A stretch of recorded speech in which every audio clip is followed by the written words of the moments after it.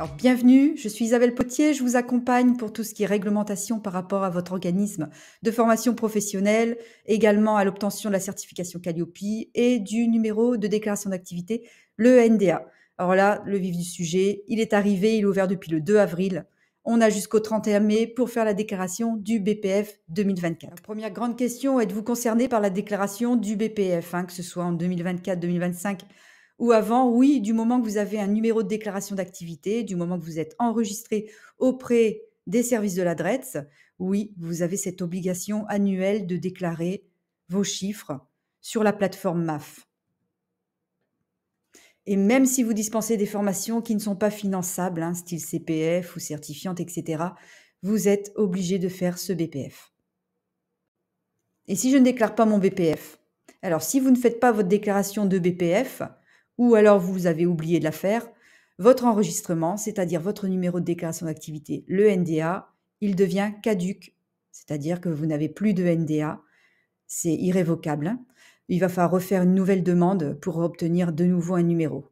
Alors les conséquences, si vous avez Calliope par exemple, votre certification Calliope est suspendue, bien évidemment. Et pas que, c'est punissable. Selon l'article du Code du travail, il y a une amende de 4 500 € entre autres. Je n'ai pas réalisé de formation en 2023.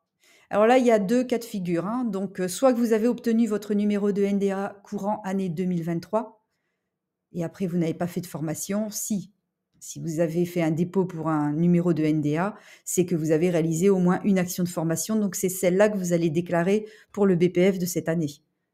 Par contre, si vous avez déclaré 0 chiffre d'affaires, que ça fait un moment que vous avez le NDA, peut-être depuis 2022, et qu'en 2023, vous avez fait 0 formation, vous allez devoir déclarer 0 et votre enregistrement, votre numéro de NDA va devenir caduc. Vous perdez votre NDA.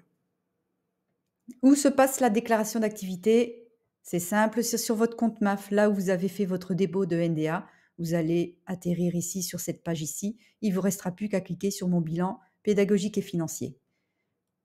Autre solution, si possible que vous avez oublié d'activer votre code d'activation quand vous avez obtenu votre numéro de NDA. Donc, si vous voyez cette fenêtre-là apparaître, saisir le code d'activation, c'est le code que vous avez reçu avec votre récépissé de déclaration d'activité. Peut-être par mail, mais souvent c'est par courrier que vous l'avez eu. Alors, qu'est-ce qui est demandé pour faire le BPF? C'est exactement comme les impôts, ça va être des chiffres.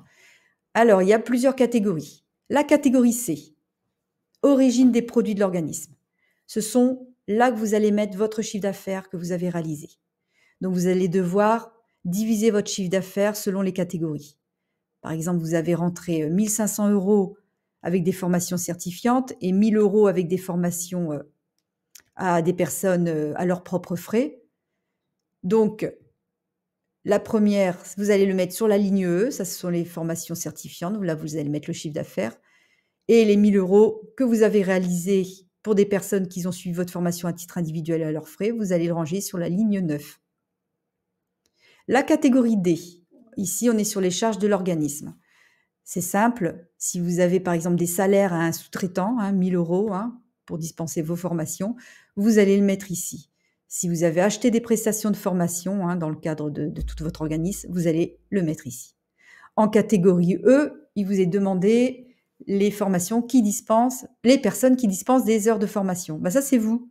C'est vous et les formateurs de votre organisme. Donc, si vous êtes seul, il faut vous ajouter. C'est essentiel de remplir cette catégorie. J'ai un client qui m'a posé la question, oui, je suis seul, je mets 0. Non, non, non, non, vous êtes seul, vous mettez 1 et vous notez le nombre d'heures que vous avez dispensées. Dans la catégorie F, là, ici en F1, on va vous demander le type de stagiaire. Donc là, il va falloir définir sur la totalité des formations que vous avez réalisées, combien c'était des apprentis, combien c'était des salariés, combien c'était des particuliers à leurs propres frais.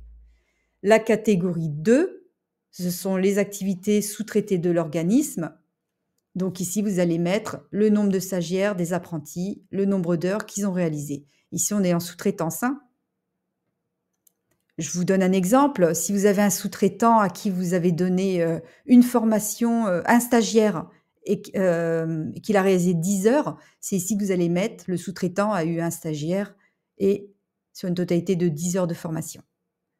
Dans la catégorie F3, on est sur les objectifs généraux des prestations. Vous allez devoir dire toutes vos formations que vous avez réalisées elles étaient quoi? Elles conduisaient à quoi? Donc c'était du bilan de compétences, c'était des autres formations, c'était un niveau, c'était diplômant. Donc c'est ici que vous allez dispatcher vos formations. La catégorie F4, ce sont les spécialités de formation. Quand vous avez obtenu votre NDA, vous vous êtes enregistré dans une catégorie. Ici, on a un organisme qui fait de l'audiovisuel, tout ça. Donc, c'est de l'informatique. Donc, c'est la catégorie 323. Vous avez le droit d'ajouter une catégorie si entre-temps, vous vous êtes perfectionné dans d'autres, sur d'autres thèmes. Vous avez le droit de mettre, voilà, service à la personne, massage 336. Vous n'êtes pas obligé de rester dans la même catégorie. La catégorie G, là, ce sont si un organisme vous a confié des stagiaires. Donc là, vous allez les mettre ici. Bah oui, j'ai l'organisme untel qui m'a confié 2 stagiaires, sur 10 heures de formation. La catégorie H, personne ayant la qualité de dirigeant, et ben, vous vérifiez, vous cliquez bien dessus si c'est toujours vous, le dirigeant, et puis après vous transmettez votre BPF. Alors j'ai une vidéo complète que je vous laisserai en dessous de celle-ci, que j'avais fait l'année dernière, où là j'explique vraiment toutes les démarches. Rappel très important concernant le BPF, il est réservé uniquement aux professionnels qui possèdent un numéro de déclaration d'activité, un numéro d'enregistrement auprès de l'adresse. Vous devez le réaliser chaque année. Un BPF non effectué, il sera annulé. Et il en va de même si vous déclarez 0 formation au cours de l'année. Alors, je vous mets le petit article en plus, c'est quand même punissable de 4 500 € d'amende si vous réalisez des formations professionnelles sans déclarer votre BPF. Voilà, nous avons vu l'importance que vous fassiez votre déclaration annuellement du BPF. C'est quand même la racine de votre organisme. Alors, si vous ne le sentez pas, si vous avez peur de faire une erreur, je vous accompagne également pour faire la déclaration de votre BPF. Alors, comment se passe un accompagnement pour que je réalise votre BPF? C'est en 5 étapes. Vous allez voir, c'est très facile. Il vous suffit de 30 minutes dans votre emploi du temps et moi, après, je m'occupe du reste. Donc, première étape, vous allez prendre rendez-vous pour ces 30 minutes. C'est à ce moment-là que vous allez régler la prestation pour bloquer la date. Deuxième étape, nous nous verrons en visio. Je récupérerai toutes vos données. Donc, vous recevrez au préalable un mail où je vous expliquerai quelles données préparer. Troisième étape, je vais réaliser votre BPF. Donc, à partir de ce moment-là, c'est déjà fini depuis longtemps pour vous. Quatrième étape, une fois que je l'ai déclaré sur votre plateforme MAF, je vous transfère le document en PDF par mail. Et cinquième étape, je supprime la totalité de vos données que j'ai récupérées pour respecter les obligations du RGPD. Les données que vous allez devoir me fournir lors de la visio, ça va être votre accès MAF, bien entendu, votre chiffre d'affaires, nombre de sessions réalisées, le nombre d'apprenants que ça représente, le nombre d'heures, les produits de formation que vous avez reçus, etc., etc. De toute façon, je vous guide pendant ces 30 minutes.